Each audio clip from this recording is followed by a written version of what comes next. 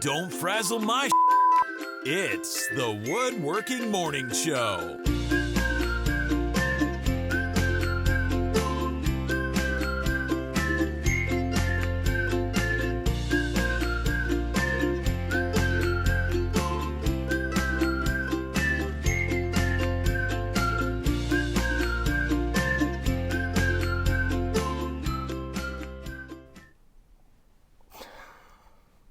I'm not even wearing my mic. God, that was some mornings. That intro was perfect. I kind of wish sometimes we had a pre-show instead of just an after show to show the craziness that happens to allow the two of us to be here while the kids are still in the house. So if we get through the whole show, it'll be a damn miracle, people. Mm-hmm. It's not going to happen. But I'm going to get a mom. Something, a battery died, an iPad's not working, a Switch Joy-Con is broken. Anyway. Duggee's looking at the kids. Yeah, he just looked at them wrong. Poor Duggee. Duggee. All right, well, good morning, everybody. Good morning. It's the morning show. I'm Marc. And I'm Nicole. Today, we're going to talk about woodworking. Yeah. We're going to answer some questions. I want to thank some people who helped us out by supporting the show at Patreon. That's patreon.com/woodwhisperer. That's Todd Cagle and Dirk Cummings. So thank you so much, guys. And if you want to help the show out too, again, that's patreon.com/woodwhisperer. We've got a bunch of different levels there, different things you could sign up for, and you can get your name on the show like that. You also get priority treatment for your questions. So I've got those pre-selected. Nicole will grab the rest from the YouTube chat room. And we got quite a few here today. Yeah. Yeah, we are definitely frazzled this morning, my friends. Yeah. Yeah, no donuts for the kids. No, I got my Vault 76 mug because it feels like we're in a vault. Yeah, you guys want access to the shop cameras, my security cameras, so you can see what goes on before. It's a messy situation. The kids aren't out here. It's just kids. Kids doing what kids do. So I do have a bunch of questions. I'm going to start with mine here. Okay, go for it. Charles Masters says, while I'm not exactly proficient with hand planes, I have been able to surface with them and sand to my satisfaction, but I'm in a quandary. I don't know whether to buy a bandsaw for resawing purposes primarily or a planer. I have a truly restricted shop space and really only room for one or maybe two more pieces of equipment before I'll have to start working out on the driveway. He says, my projects up to this point have been relatively small, but I'm starting to move into bigger projects. The main one being a 40-inch by 9-foot dining table required by my wife, as well as other projects that both she and I would like to do. So that's a pretty hefty sized table there, so nothing to mess with. I would say probably the planer is going to be your best bet. That would be my first instinct. A bandsaw, for resawing purposes, a lot of times you're getting wood in a thickness that's pretty close to what you need it to be anyway, so that you don't necessarily have to do a whole lot of resawing. But if that was your primary push for getting a bandsaw, I would say at this point you're probably going to get more use out of a planer, especially just that one project alone. You tell me you're going to make a 9-foot dining table. Well, imagine all the hand planing that's going to require. That doesn't sound like that much fun, so at least to me. So I would probably go with a planer. You might, if you're in the chat, you might see some different opinions there. It kind of depends on your personal, things, what you're building, what you're going to build in the future, your source of material. If maybe you only get stuff in really, really thicknesses, boy, that would be awful, wouldn't it? But so you have a need to resaw all the time. But still, I just think that planer is going to be the most useful for you. Okay, got one here. I got one here from Dan, Plan D Woodworks. He says, number one, I currently have a shop vac using a 2.5-inch hose and a Rockler dust separator. In the interest of upgrading both efficiency and noise reduction, I was thinking about a Fein. I never know how to pronounce that. Fein? I think Fein. Fein, or the new Festool CT15. However, with those being smaller hosed units, I wonder if they make my separator tricky to use. Would the separator also be redundant, given your experience with your Festool extractor? Okay, not redundant at all. I think having a chip separator, something that grabs the heavy stuff and keeps most of it isolated in a bucket so that you don't have to keep replacing filters, especially filter bags, especially if you go with a Festool. Those are not cheap bags. So anything you can do to lengthen the life of that bag, you should do it. And if you already have a separator in line, that's fine. As far as it being sort of tricky to use, I don't know what you mean by tricky. I know it is tricky to rock a rhyme, especially one that's right on time. But moving them around, it sounds like you're already doing that. So the idea of like, how do you keep the separator with the vac together as a unit? Some people build little custom carts and things like that, but it sounds like you've already been doing that. So I don't think that that's going to be any trickier just because you move to a Festool system or a Fane. So I think you'll be fine with that. He says, question number 2, I know that you recommend nice hand-stitched rasps like RU, but they could be pricey and don't seem to be available on Amazon at the moment. Do you have any recommendations for something a bit more oriented towards the beginner, intermediate than RU or Lozier? Can rasps just have normal names? Is that possible? I don't know. I don't think so. So he suggests a few here. Nicholson, Kutzall, I guess there's a Japanese brand, Iwasaki. You know, I've had Nicholson rasps in the past. They vary in quality. I know when I bought them, they were supposed to be like a great bargain and really good. And then quality supposedly went downhill if you listen to forum chatter. So I think you probably can still get decent results with them. Are they as good as the hand-stitched, whatevers? Probably not, but do they need to be? No, you could still get quite a bit done, even if it's not a perfect hand-stitched, thing that we put up on a pedestal. So Nicholson is a perfectly fine brand. There's different types of rasp, like a Shinto rasp is one that looks like a bunch of hacksaw blades that were welded together.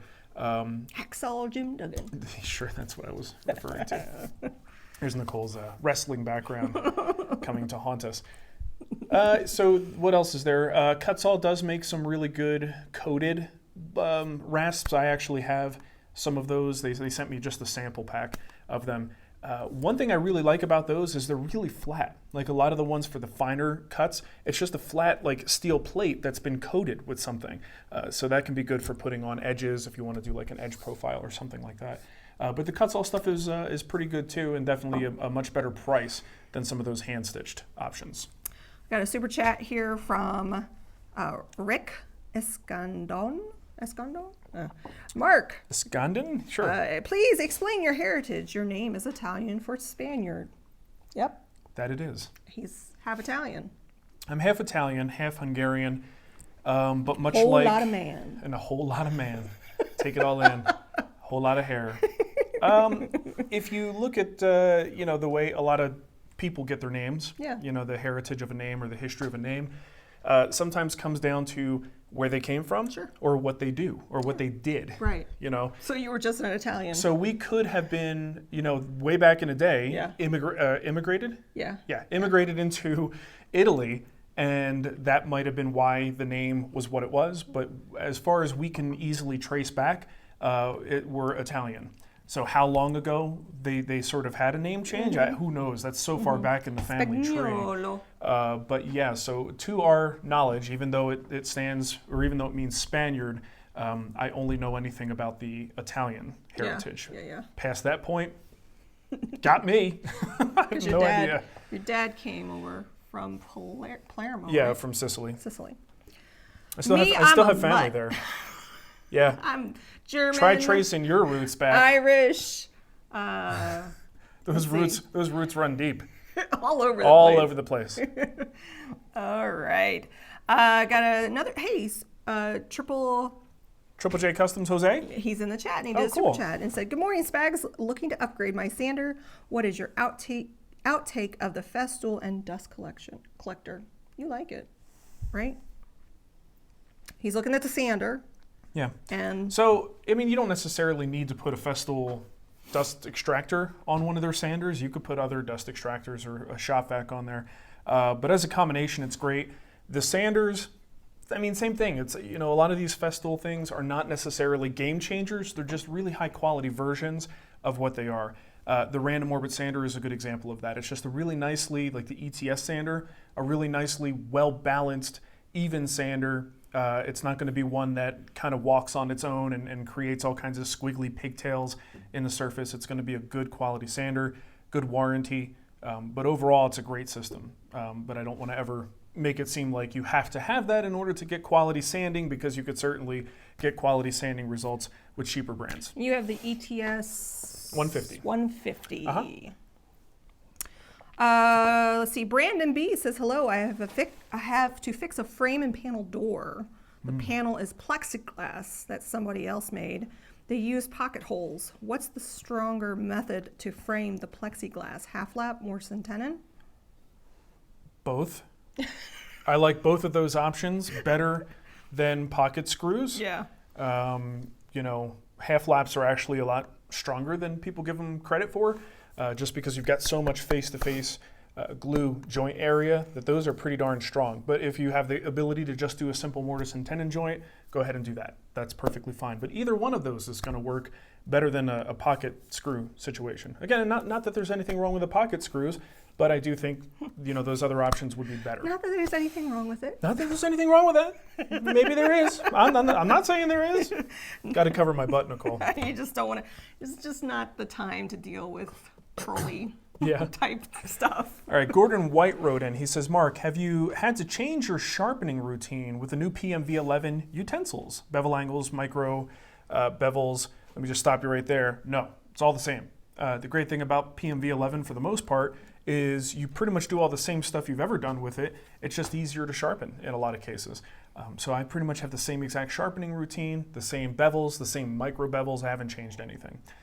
What I might try to do is, let's say, where are my chisels? They're in there now. I can't pick them up. Let's say my 30-degree bevel that I have on my chisels is really, really robust, right? The reason I go with a 30-degree bevel, because a lot of times when you chop, if you have a very shallow angle, something like a 20-degree or a 25-degree, it's easier to break the material at the edge.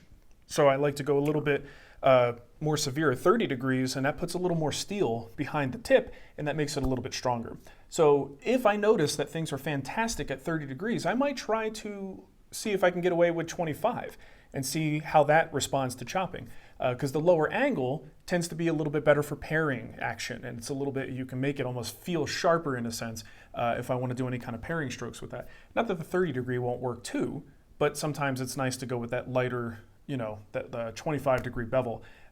But again, anytime in the past I've done 25, I've gotten into trouble when I was chopping, right? Because it gets a little bit fragile. So, but that might be the only thing I'm going to do, but I don't know for sure. Hey, Judy Grass is in the chat. Hey! Says, good morning, Spags. I finally made it to a live chat. There Welcome, you go. Judy. Well, welcome, Judy. Good to see you.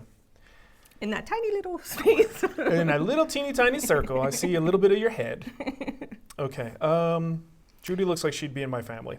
Mm-hmm. She looks like a relative. Okay, where am I? Arroyo Woodworks. What do you think about shellac? I want an easy to spray, easy to repair, and low in chemicals way to finish furniture. I usually use poly. Shellac is fine. There are a lot of people who We got a video on love shellac, right? I- Old video. Yeah, I've done some shellac stuff. I mean, most of the time my use of shellac has been for like a sealer, maybe a little bit of blotch control. I haven't used shellac as a primary standalone Episode finish. 262 Well, that's how to make the shellac. A quick quick and dirty 2-pound cut. of shellac. Yeah, and that's the other thing. Shellac under polyurethane, rubbing a high gloss finish. So I've used it, but I use it almost as a tool, not as a final finish. Now that said, shellac is an age-old finish. It's a wonderful finish on a lot of old furniture. You'll find it. There are people who swear by it and think it's a lot more durable than it gets credit for. But you're right, it is, in a sense, one of the few film finishes that is fairly easy to repair because the finish kind of blends into itself whenever you apply a new coat. It just kind of melts in. So if you have a scratch, you can sand that scratch and just kind of spot treat the area. I mean, it takes a little finesse to make that work, but theoretically, you can repair that film a little bit easier than you could with any other type of finish. So some lacquers do that as well, but that's not a bad option, and it is... The only kind of nasty chemical you're dealing with is denatured alcohol compared to some of the other stuff that we deal with out there. You're right, that's not as bad. But yeah, I mean, it's fine. Look into it. There's a learning curve like any other finish. Look into its protective qualities so you know what you're in for, or if you're making this stuff for other people, so you know what they're in for in terms of maintenance. I would say, though, as a general all-around go-to finish for furniture for other people, it would not be my first choice. just because it's not that. It's not my favorite. It's not my favorite. I do not like that one. Just, durability concerns and things like that. All right. Should I do another one of mine? Sure. Oh my gosh, that's a long one. Okay. Alex Kilpatrick says, what are your thoughts on using white acrylic-backed hardboard or marker board as a replacement work surface for a combination outfeed assembly table? Glue cleanup would be a breeze, and it could serve as a dry erase board for the shop. I think it's great. I think sacrificial surfaces that could be replaced on anything you're going to do assembly on or work, if it's possible. If it's replaceable, then you can just refresh it and it looks brand new. That's the great thing about that. I did that on my first assembly table. I had a little insert 1/8" hardboard, just held in with screws, and you could pop that sucker out and replace it whenever you need to. So I think it's a great idea. I love the idea of the marker board, the whiteboard, so you can kind of take notes on it and do dry erase sort of things on there. If you think you'll use that a lot, that sounds like a great idea. It's actually kind of clever. Let's see here. I got a question from, I already did Brandon B's. Matt Robin, TED Woodworking plans, wood archivist, and other zombie sites. How do you protect plans from ending up there? You don't. You get a lawyer maybe? You spend a lot of money. But even then, it's, you don't. Here's the thing, you can't fight it. You have to kind of come around, if you produce digital plans, you have to come around to understand that the protections you could put in place, what you're talking about is like a retroactive action. That's really hard to do. A lot of those companies are overseas. There's not a whole lot you can do. You can get them with a DMCA takedown. You can get them delisted from Google, so that the only way people can find them is if they're frequenting that site and using that site's search engine. If those are people that are there, those weren't my customers anyway. Like people who are scouring, is that a real word? Scouring. Shifty websites like that. These are not people who would have been my customers to begin with. The people who are our customers are general, people like us, regular people who aren't necessarily looking to constantly get freebies or to literally steal something from other people. So it isn't, in a sense, it's not lost revenue because we weren't going to get their money anyway. It's annoying, but again, trying to do something retroactively is very difficult. The best thing we can do is have them delisted so that when the average person maybe does a search and might find that and kind of either be confused by it or tempted because it looks like, oh, that looks for free, I'll download that. They won't be found in Google. Well, the problem with like Ted's Woodworking is they charge for and I have to imagine they're not updating that file. They're such an old, they just went out at the time when in the 90s when they collected all those. It's hard to say. Yeah, it's an uphill battle. And the shame of it is. And it punishes the honest people if you do try to put measures in. Well, that's what I was going to say. You can do things to protect your digital content, but it just makes things more difficult for the honest people. And that's the wrong way to go about it. So generally speaking, not much we can do. Yep. This is an interesting question. Apoapina? I just pulled it. Oh, did you? Okay. Yeah, that's an interesting question. As I understand, Marc doesn't have any formal training in the craft. Has it ever been a problem for you, or you gotten any negativity about it? Well, as you can see, whether it was a problem or not, it hasn't stopped me from doing what I do, which I think is sort of out there as an example that it doesn't necessarily take a ton of formal training to be able to make some nice things. So, yeah, I don't have any formal schooling outside of...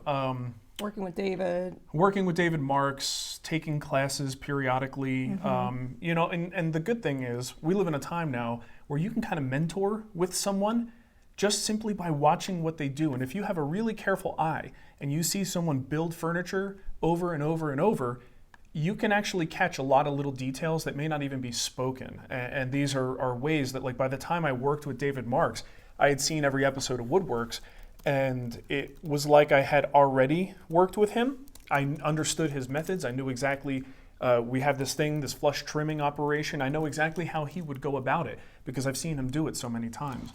So we have a great opportunity now, more so than ever, to follow people who are really good at what they do. Maybe they do have formal training and see how they do things and adopt that, for our own. There has been negativity, not in a long time though. early on when I first started this, think about 2006. Right now, anybody, doesn't matter who they are, they can make a channel, they can get an Instagram account, they can go out there and be like, hey, I'm the woodworker guy, and maybe they're super funny, or they've got, some little shtick that makes them very likable. So they get a huge crowd of people, and it's something that's very possible now because a lot of people are already doing this, right? It's very acceptable to do this. When I started in 2006, it was like, who is this idiot, and why should we pay attention to him?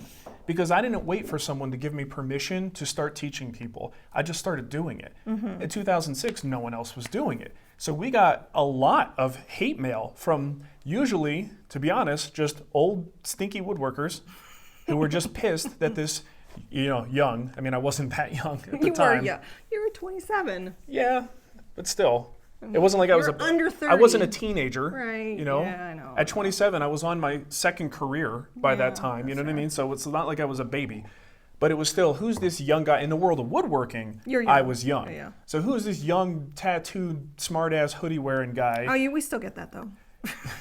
I just don't let you see it. Don't share it with me. Well, those people are going away though. I don't share that. Those people don't matter anymore. No, but seriously, we would get people who were like, maybe they had a lot of schooling, and maybe they, put the time in. They only have respect for people who were printed in publications like Fine Woodworking, or maybe they were authors. And I hadn't earned my place. The audience that I had, they didn't see that as something that I earned by having an education in woodworking. But 15 years later, here we are. So I think it's been more than 15 years. Let's just call it 15 and leave it there. All right. It's like your age at a certain point. You get to a certain number you don't like, just start going backwards. Yeah, round down. Just start going back down. I mean, it's funny because I remember when we first started, you saying to me, when I get older and grayer. Yeah, that's right. I said this is the one line of work, whereas I get older and grayer, that I will be respected more for what I do and not seen as a liability. And Glenn, but I don't think that's as true as it was. Glenn though. said, and you didn't have tattoos. He did have tattoos. Oh, I had tattoos. You just couldn't see them. Couldn't see them. So there was a joke in, what was it, the Trolls movie we just watched, right? Yeah. Where he said something about, let's all get tattoos. The rock trolls. Yeah, let's get tattoos, but everywhere but our face, so that we could still have office jobs. Yeah, I've got tattoos on my back. I've always had tattoos on the upper arms, but I always wanted to make sure that if I needed to get an office job, or a lab job is more accurate for me, that I could look presentable. And it wasn't until, after Ava. Or while you were pregnant with Ava, that I finally got the itch to do the tattooing that I always wanted to. I think this is my job. Yeah, I was like, I think this is probably it. I'm pretty sure I'm not going to get any other job. And while we were doing all that stuff, tattoos became a lot more acceptable too. So Johnson Crafted Wood Shop just did a super chat. He says, "Morning. I'm about to buy a new shop equipment. I'm leaning towards a 17-inch bandsaw instead of a cabinet table saw. Thoughts?" Sure, that's a viable way to go. I don't like it. I mean, for me personally, I still very much love my table saw. Use it for a lot of joinery. Use it for a lot of cutting things down. But there are people who get a nice, well-tuned bandsaw. You get a good carbide tip blade on there. That thing can cut, if it's well tuned, can cut almost as clean as a table saw. So if you want to do tenons on there, resawing, all kinds of joinery, absolutely can be done with the bandsaw. It's a lot safer too. That's one of the reasons why people kind of get away from a table saw, because it truly is one of the most dangerous tools in the shop. So you really got to justify its presence in the shop. There are a lot of people who just love the bandsaw, and it is a pure 100% substitute for the table saw. So it's up to you. I personally don't want to go that route. Maybe someday I will. I'm not there yet. So for me, I still like the table saw. Matthew Lee said, "I have 2 paid courses, Guild and another one. The Guild lets you download the files. The other one doesn't. I prefer the Guild approach, and it didn't stop me from downloading the other one anyway." That's exactly my point. Yeah. Yeah, I mean, that's the thing. There may be a day where we have enough problems that we stop offering the downloads in the Guild, but we're not there yet. No. And I don't even know what that would accomplish if we did. Well, it's nice because Guild members can download them, upload them to their Plex, and watch it on their TV. Well, and truthfully, the downloads don't cost us anything. Yeah, it costs us something in a yearly sense, but it's not being metered. So if somebody downloads, I prefer that. Like if you're going to watch these videos 20 times, please download them. Watch them over and over. And this way you don't have to connect to the internet to watch them. And I don't have to pay for the streaming of those video files. So yeah, please download them. Jeannie, by the way, Jeannie misses the soul patch. Look, it's still here. It's sort of It's there. just a little shorter. Yeah. You guys want to know the story with the soul patch? I love the soul patch. I may have told that story. So I did not like that thing when you did that. When you did the little goatee, little chin I action. did not like that at all. Well, listen, lady, you can't handle this much manliness. The soul patch happened because I went to a Catholic high school and had to shave daily. Yeah. So even when I didn't have acne, which of course in high school I did, but even when I didn't have acne, I looked like I had acne because the shaving on a daily basis, it would mess with your face. I would get nasty razor burn. And one of the most sensitive areas on my face is under my lower lip. And as a hairy Italian, I have a good, very dense selection of hair follicles in this area, and shaving that was just friggin' brutal. So as soon as I got into a point where I was like, well, I can still be clean shaven, but I could have some kind of facial hair. The first facial hair I wanted was the one that caused me the most pain. Yeah. So that if I could shave everything else, just don't make me shave that spot and we'll be good. The other spot that was bad was my neck. But of course I can't just let hair grow on my neck neck and beard. then shave everything else. To be a true neck beard would be something else. But Oh my gosh. Okay, so what else we got here? I got a super chat here from, how would you say his name? Anandora? Anandora. So I made a swing and painted it with outdoor paint, but it's still starting to starting cupping. I thought paint was the best outdoor finish. It can be in some respects. What kind of wood? Would the type of wood cause Sure, cupping? the type of wood can be a factor. The condition of the wood when it went outside, if it had a big moisture change, paint slows that down, but it doesn't stop it completely. Wood is wood, so no matter what you coat it with, you can take every precaution possible, you could do everything right and still have problems. That's the joy of woodworking, my friend. The frustration of woodworking. Welcome to the frustration that is woodworking. Sometimes the stuff just moves. Professor John said he liked the new Trolls movie. It was just as much fun for the adults as kids. He didn't like it. I enjoyed it. I'm not a musical guy. I like musicals. The rock and roll bits, I kind of was like, all right, this is kind of cool. Yeah. But the rest of it, I'm like, just give me 5 minutes without singing to each other, you stupid trolls. You don't need to sing constantly. It's like, it feels like, I don't know, like tween bait. It was cute. You know what I mean? Like that is what it is. It's exactly what it is. What it is. But I tried to nap through half of it. You did. You did pretty good. It's not for me. Yeah. That's all. It is a beautifully animated thing, and it was fun watching it in the home theater. I could say that. Yeah, Visually, it was great. It was a nice break. But it's just not. It's not my thing. Kevin Windsor did a super chat and said autodict. What dictate? Autodidact. Polymath. What? Not a bad thing. What? I don't understand what he's saying. It must have been in relation to something else we talked about. Okay. Thank you, Kevin. Autodidact. I'm gonna have to look that up. Sounds complicated, Kevin. It's very sciencey. Sounds like math. Chase Moore is in the chat. I do have more questions here. Okay. So.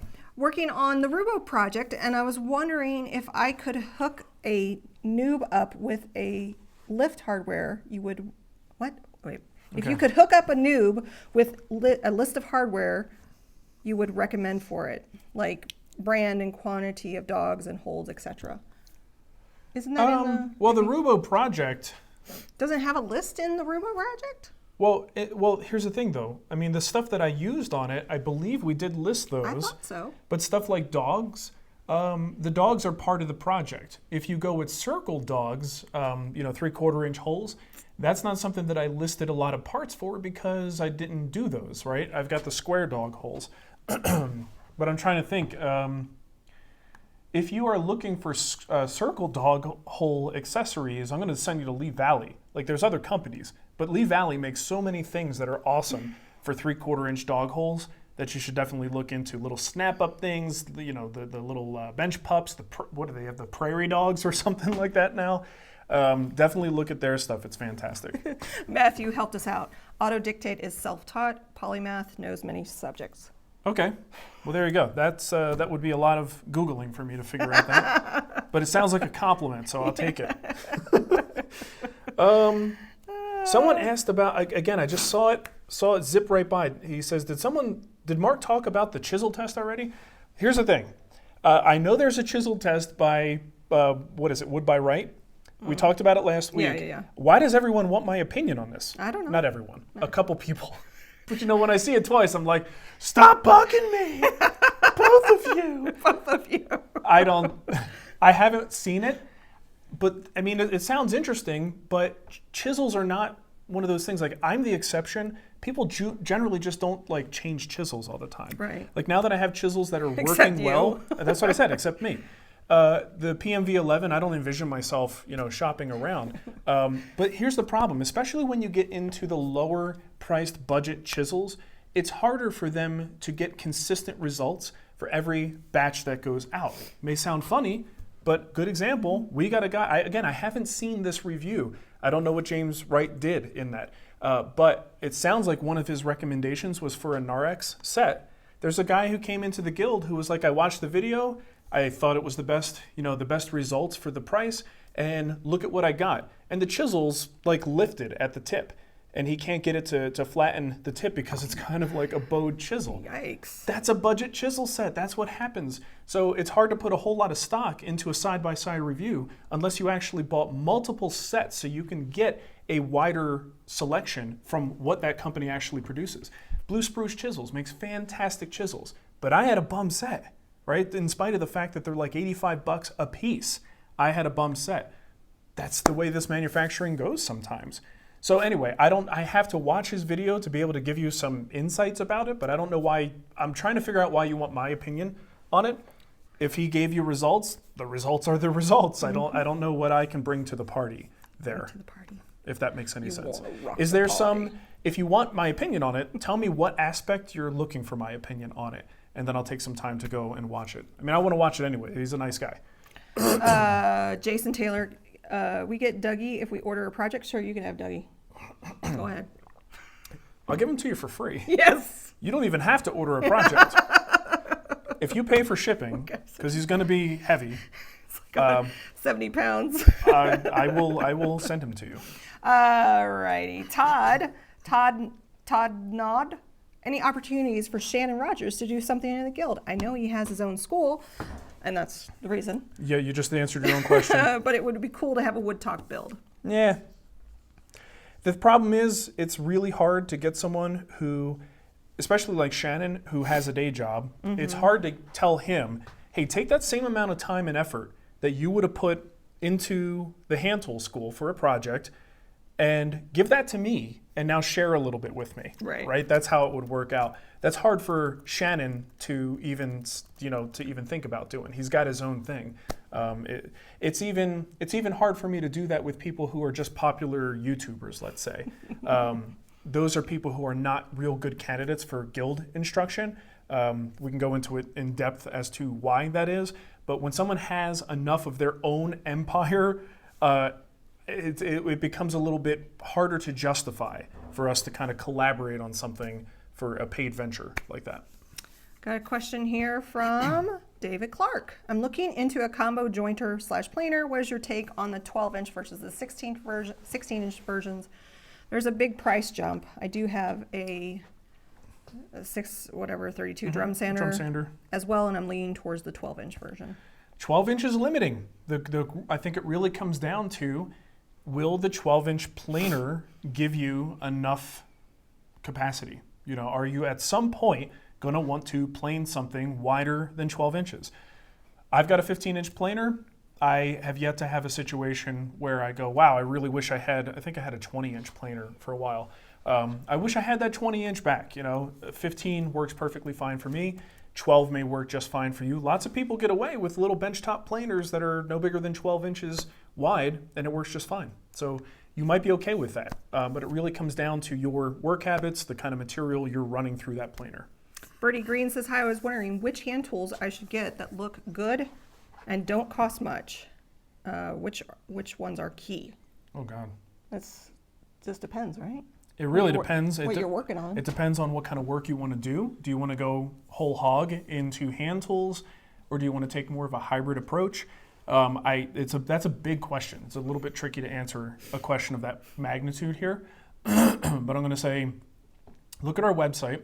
I do have some stuff when we released the hybrid woodworking book. I was talking about that quite a bit. But also the hybrid woodworking book is a resource if you want to go into blending power tools and hand tools. That book lays out everything you would want to buy as an accessory to your power tool woodworking.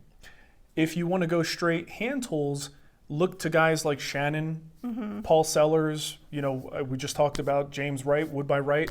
These are all hand tool guys that will give you a much better idea of what that selection of hand tools looks like when you aren't accessorizing them with power tools. I'm putting a link into some of the posts within the Wood Whisperer for hybrid woodworking. There's a ton of videos and articles that you can find, like chisel sizes for the hybrid woodworker. There you go. And shoulder plane magic. You know what's funny?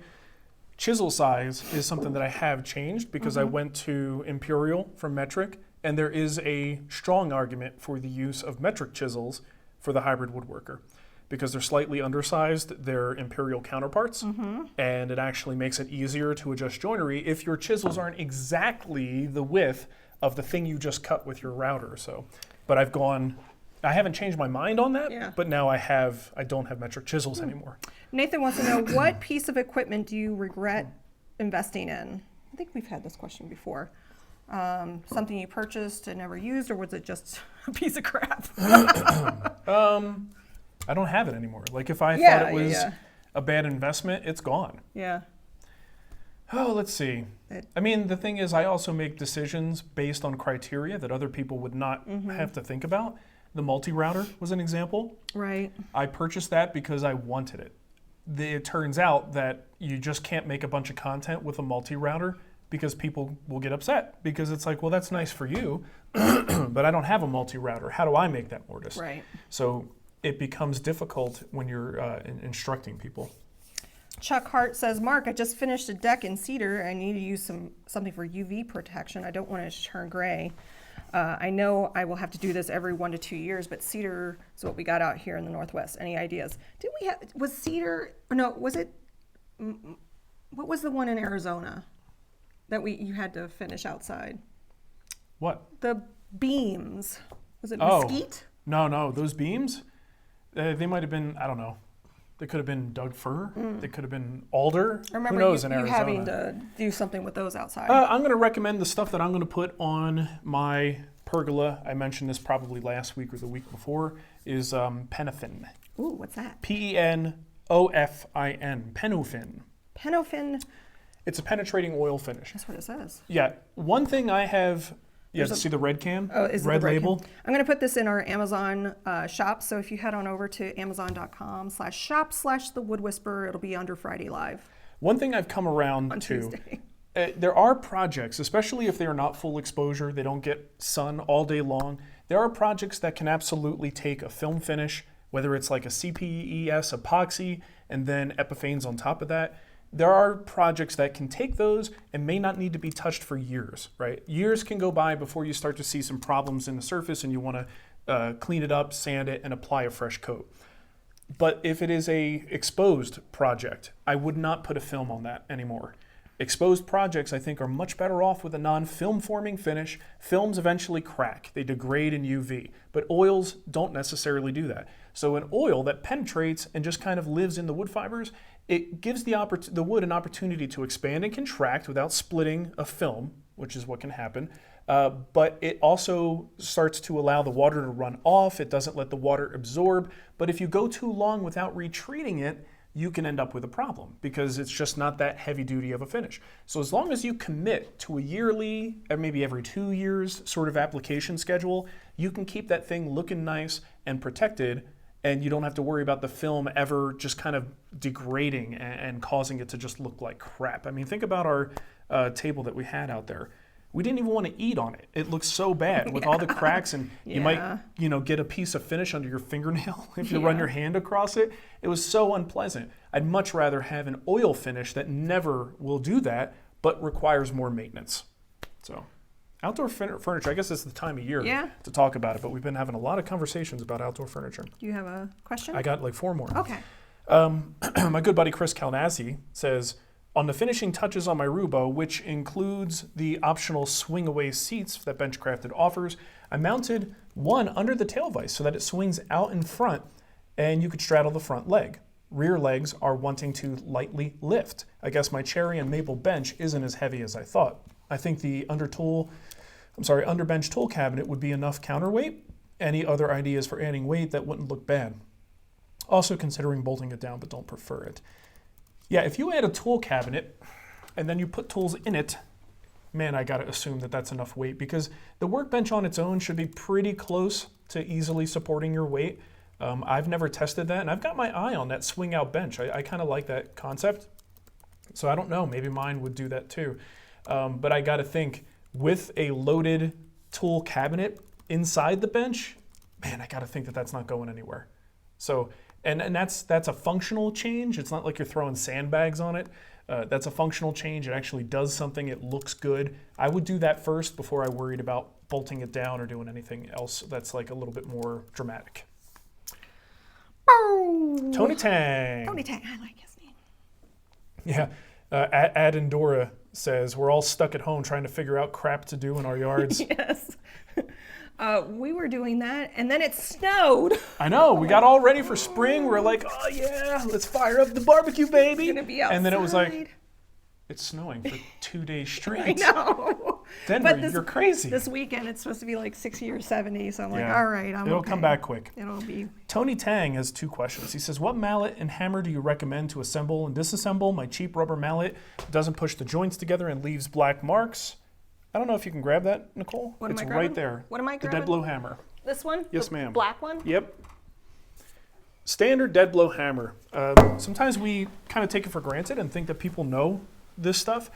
Dead blow is usually filled with some schmutz.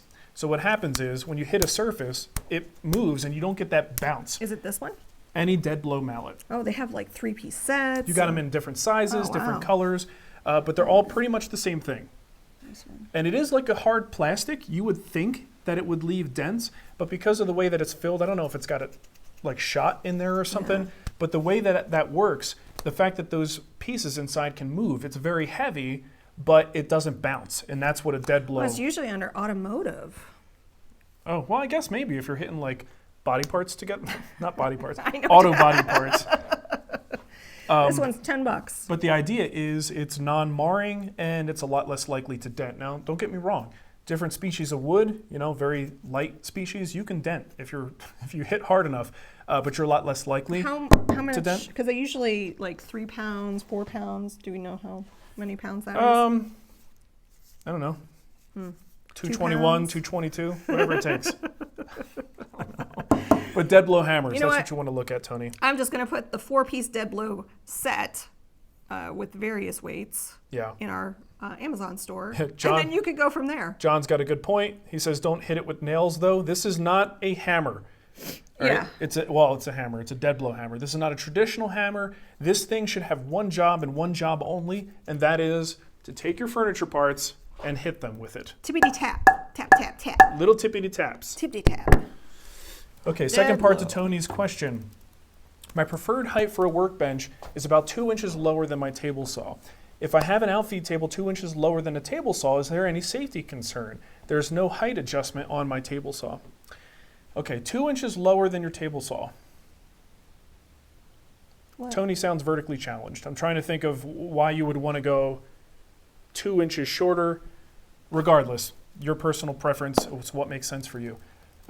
Yeah, that's a problem. I think immediately when you go to the back of the table saw, if there's a 2-inch drop, you don't have the support that you think you have. You could still have a piece lift up, which is a potentially dangerous thing.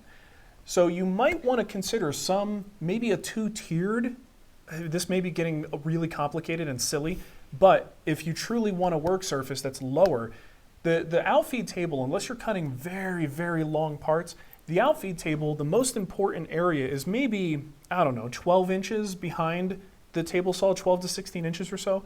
Once you get past that point, if it drops down a little bit, it's not that big of a deal, because eventually, once you get your pieces through and you're mostly through the cut, if the wood just kind of sags down most of the time, it's not that it's lifting, it's the wood just bending. If it hits a surface that's 2 inches lower, it's still going to provide some support, right? For instance, if you're using roller stands behind your table saw for support, you actually would not want your roller stand to be at the height of your table saw if it's really far out, because that wood is just going to sag a little bit. So if your roller stand is the height of your table saw, you're going to, thank you, Google, you're going to hit that and it's going to be problematic. So you have to lower that anyway. So there is some logic to having a extra support surface that's maybe 12 inches, giving you a little bit more critical outfeed support, and then you can drop down from that point. So maybe get creative with something like that, but it sounds like that would be a pain to build. But it might be something that would work for you. Michael Luss wants to know, Supernova G3 chuck. Yeah. I have a Laguna Revo Sure. midi lathe. Do you have an aftermarket chuck? If so, which one do you have? We do have the Supernova, I thought. Don't we? Oh, maybe that was a long time ago. A long time ago. Yeah. We have I've got one of the ones from, who's the carbide cutter company? I don't know. You know what I'm talking about? They popularized the carbide cutter scrapers for turning tools. So I'm skipping. Easy Tools? Yes. Easy Wood Tools. Easy Wood Tools has a chuck. They sent me one. Never used it. The only chuck that I've used is the one that Ashley told me to buy when she comes out here, and that's the Marc chucks. Marc. How do you spell Vic? VICMARK. M-A-R-K? I believe, yeah. Oh, or no, it's MARC. M-A-R-C. Oh, how dare I? How dare I? But Marc is like top of the line stuff as far as they don't sell that on Amazon. Maybe not. It's like Supernova. Because didn't we have like the Supernova for a while back in Arizona? Some kind of Nova chuck. Oh, What's up, buddy? There's a kid. All right. Do you need anything? Okay, you can play. Okay, Mike Davies says, after finally convincing myself to spend the money and getting a Veritas plane, I can now understand why you pay seemingly ridiculous amounts of money for high-end hand tools versus what you get on Craigslist or the big box store. Is Starrett Woodpecker Bridge City the same huge difference when it comes to marking and measuring tools? Haven't been able to talk myself into a $150 combo square yet. I'm going to say the quality difference... That was a really... Pause. I want to give this a lot of thought before I say anything. I think the quality difference is comparable. Like when you pick up a Starrett square, I got one sitting right over there on my table saw, and you compare that to an Empire square that you could buy at Lowe's. It's a night and day difference in the quality. The question is whether or not that difference in quality translates to a tangible difference in your work. Now with a hand plane, yeah, it can translate to a tangible difference. You can have cut quality issues.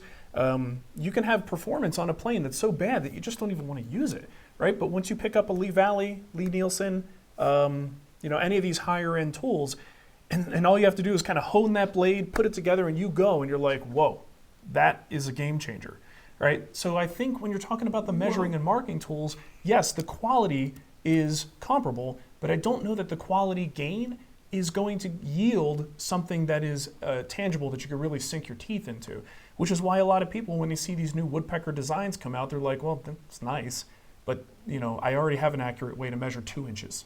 Like, do I need to pay $80 to get that a little bit more accurate, right? So it kind of also depends on your budget, depends on what level of woodworking you do or where you're at in your woodworking curve. I don't think someone who's just starting out should go, which is hilarious because if you look at Instagram, you're going to see the opposite of this.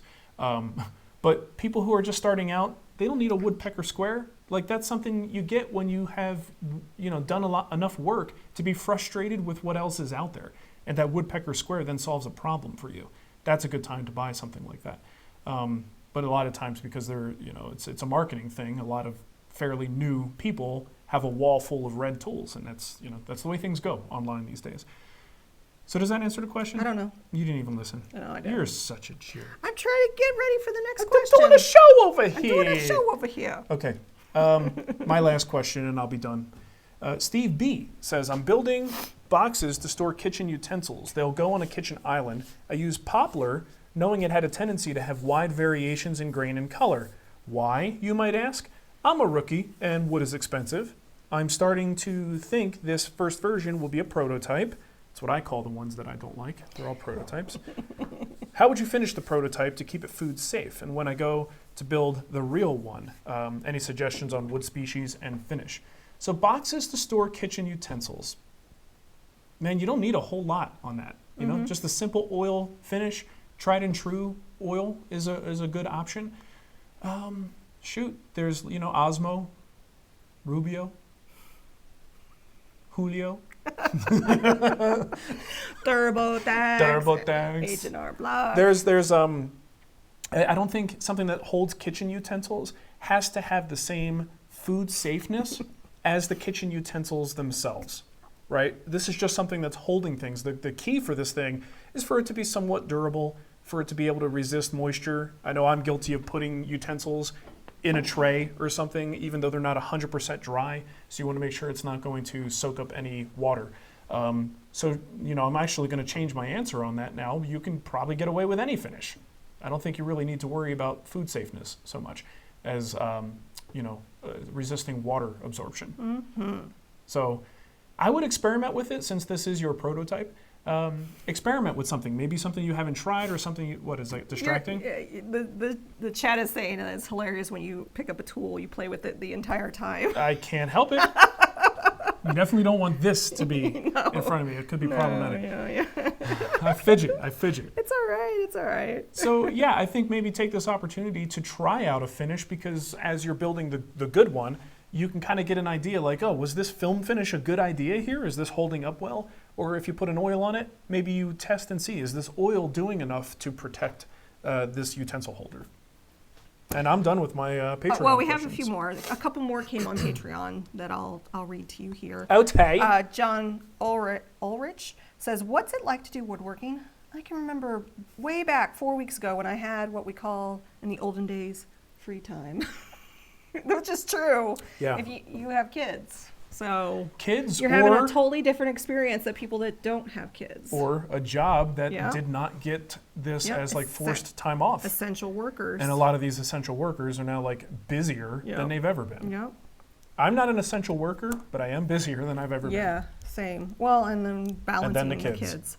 Which I just heard them run. I'm wondering if they're going to open the door. I heard pitter patter as well. Although that just may be someone running to the bathroom. Similar, G-Force Racing 20 says, how can I woodwork while I'm supposed to be working from home? Yeah. Well, you know, I used to have a corporate job, and I worked from home. And the way I worked was I worked when I needed to work, and when I didn't need to work, then I did other stuff. So Sure. that's the flexibility of working from home usually is It's that the challenge though. Yeah. So Budgeting your time to be effective at both things, or Mm-hmm. making time for the fun stuff and not letting the work stuff get in the way. Yeah. That's a big challenge. Yeah. And then do what I do, which is where the fun stuff is the work. Yeah. And then try to figure out when to stop. Yeah. Like that's the challenge. Yeah. Like right now, I was, just got to a point, we talked about it last week, where I've been just super stressed out about the world and just things going on and just being super busy. And I was like, well, I should take some time off. But for me, a lot of times time off is like, well, I think maybe I'll just go into the shop for a couple of minutes, and now I'm working again. But where's that line between fun and work? Sometimes for me, I've got to force myself to put my butt in the couch and play a video game. And that's a forced time off. So I don't know.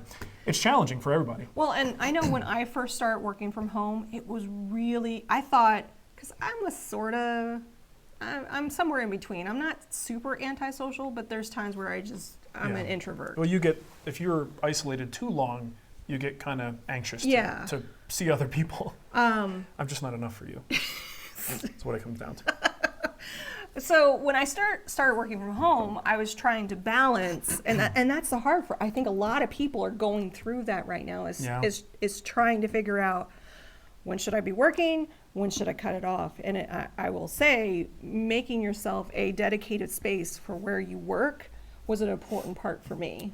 So, Dedicated space and dedicated schedule. Yeah. I think a lot of, if you take it kind of like, oh, I'll do a little bit now, do a little bit later, don't do that. If you're working from home, treat it like you're at the office, and I think things will go a whole lot easier for you. oh my gosh, Jason Taylor, I'm supporting 1,000 teachers who have to teach remotely now. Oh, Good geez. times. Woo! That's, earlier in the show, Nathan had asked me how the scholarships for the shop teachers have gone. And I've gotten actually a lot of requests, I think around 30. And I write back and I say, okay, here's what I can do for you. And I'd say probably about 15 of them have gotten back to me. Okay. So I think a lot of them are still figuring out how to do online learning. So I've helped a large number. I get probably about 4 requests a week. And I'm still kind of waiting to make my final post. I need to go through. I'm juggling a lot right now. I still got PTA stuff. We still got Wood Whisperer stuff. Let's answer some woodworking questions. No, I'm talking. I'm bored. I'm bored already, Nicole. That's how I feel when you're talking. Yeah, but this is a woodworking show. I know. This is not a Marc and Nicole show. No, it is. Yeah, but to a point. Yeah. To a point. Insecurity creeping in. I'm falling asleep here. Oh my God, that's a lot of students. Anyway, go. You ask a question. I don't have questions. Oh. You have the questions. But you're talking. Okay. Read that one. This is Matt Robertson. Roberson. I'm building some cabinets for my grandpa's new house. Unfortunately, he's rather nostalgic, and 30 years ago had a house that had cabinets with shellacked solid oak doors and hunter green painted face frames. Yikes, right? My dad and I have both tried to convince him otherwise, but he's dead set on it. 2 questions. First, what material would you use for the painted face frame? Second, if you had to perform this egregious act, what paint would you use? I was curious about your thoughts on tinted Sherwood cap acrylic lacquer like you used on the kids. Okay, I am not the person to ask about paint. I don't do much with paint, and what you're suggesting there is probably the direction I'd go. Tinted lacquer is something that makes a whole lot of sense to me. I understand clear finishes, and I understand clear finishes with a little bit of pigment added. Once you make it all pigment and now it's truly paint, it's a little bit hard for me it's a world of finishes I don't really explore very much. So my suggestion would be that. Is that the best idea? Probably not. What you might want to do is actually go to a good quality paint store and talk to them. Sometimes they do have people there who know what the heck they're talking about, and it may just be a simpler option to find a good quality paint that's in the right color with the right level of protection, and you don't have to worry about mixing things yourself. That might be something to look into. But again, just when it comes to paints, I'm just not that well versed in it. Got a couple super chats. This one's from Jeremy Spence. Just wanted to thank you guys for all you've been doing, keeping us entertained with the twice a week morning show and stuff. Oh, cool. Well, we'll try to keep doing it. Yeah, we'll try. This morning we had a moment where I'm like, if we get interrupted again today, we're not going to do Tuesday shows. Like it's such a difficult thing to continue when I know a kid needs help, and I know Nicole's helping him or her. But it's so distracting. Yeah. It's very frustrating. So I'm like, we'll go back to once a week if this keeps happening. Yeah, imagine but if they're you were doing the good one in today. there doing it. What do you mean? You stay out here and talk. Yeah. Alex said, I checked my Narex, what is it, Richter? Yeah, I think that's the the set. They have a bunch of different sets. I think there's one called Richter. An RX Richter set, and they do have a constant high spot. Looking closely, the front 42 millimeters was flat before polishing, leaving a slight ridge, but the front is perfectly flat. Almost 1.5 inches is perfectly flat. Yeah, I don't know. The guy in the guild, it looked like he had set the chisel down and had feeler gauges underneath the tip so that the lion's share, I mean, the good thing with the chisel is you only really have to worry about the front inch at the most.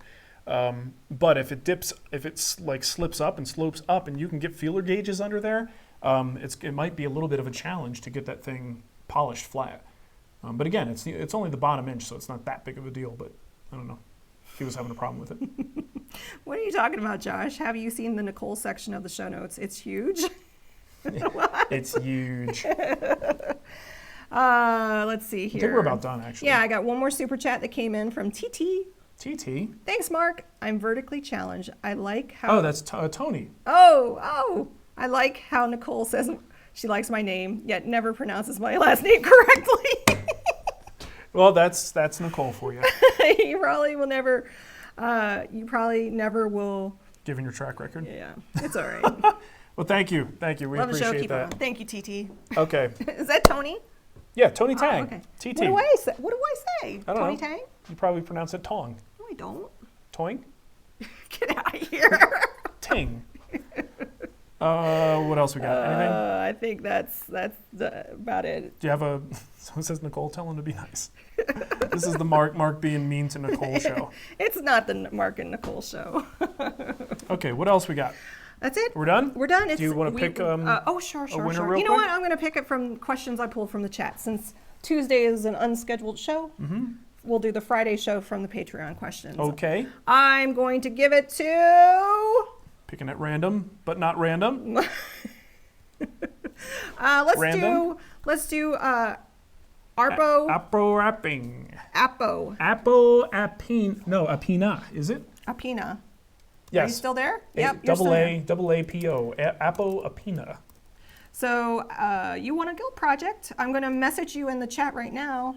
Send me an email, Nicole at the Wood Whisperer. He's been active in the chat today. Yeah, he's active. I asked a good question here. You love your job, but surely sometimes you get motivation droughts now and then. Sort of. I get frustration moments. I don't really get motivation droughts. I'm always motivated to do something, and I think that's part of my personal problem is I can't sit still. So I'm constantly on the go, and it's just a question of which thing am I focused on. So when I have too many things going on at once, I get frustrated, and sometimes that frustration leads to inaction because there's just too many things to do. I throw my hands in the air and I'm like, all right, I'm doing nothing. But usually it's not a lack of motivation. Plenty of motivation. I love woodworking. I love building furniture. I like running my business. That's something I enjoy. So all these things, keep me motivated. But I just get frustrated sometimes and just want to give up. So there's that. But it's not a motivation thing so much as there's just too much going on and I can't focus. And you shut down. And I want to shut down. Yeah. Because it's just too many things. That's when I make a list. Yeah. I make a list and I start marking things off. Well, and we got to a point like that when Jay couldn't come to work. There's just too many things going on, and I'm like, I want to focus over here, but I can't. I had that, the new beginner woodworker thing. Yeah. Like, I have so many things I wanted to execute. You're not good when it comes to fractured thoughts. No, which is also why a lot of people say, do you have the problem with incomplete projects? Yeah. There is one common woodworker malady that I do not suffer from, and that's incomplete projects. Yeah. I hate, like, the hang chairs because I couldn't finish the upholstery. It drove me nuts, but I got them out of the shop, then it was out of sight, out of mind.